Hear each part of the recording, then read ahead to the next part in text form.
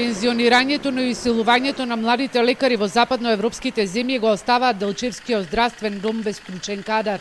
Проблемов се провлекува неколку години наназад. Лани не се искористиле и специјализациите кои ги добиле од ресорното министерство. Бидејќи двајца лекари си зеле приватни специјализации за гинекологија, па здравствениот дом извисил на тој начин.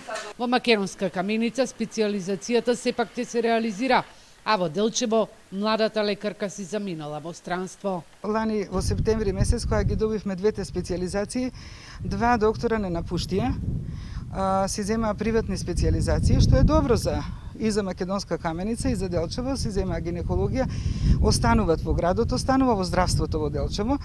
Меѓутоа, ние не можевме нашите специјализации планирани да ги реализираме.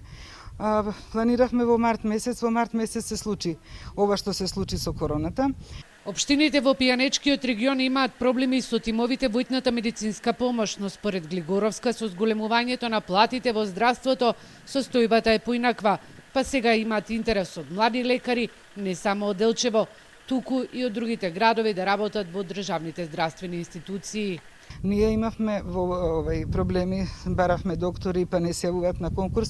Сега имаме барање од доктори, ама поради општата состојба што се случи во државата и поради изборите кои што се поместија и формирање влада, немавме право да распишуваме конкурси, односно да бараме од Министерството дозволи за вработување. На исток од просечната старост на специјалистите е околу 60 години, недостасуваат педијатри и интернисти.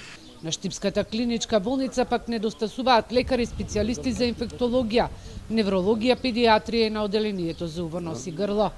Но во овој регионален центар најголем недостиг има од медицински сестри и болничари.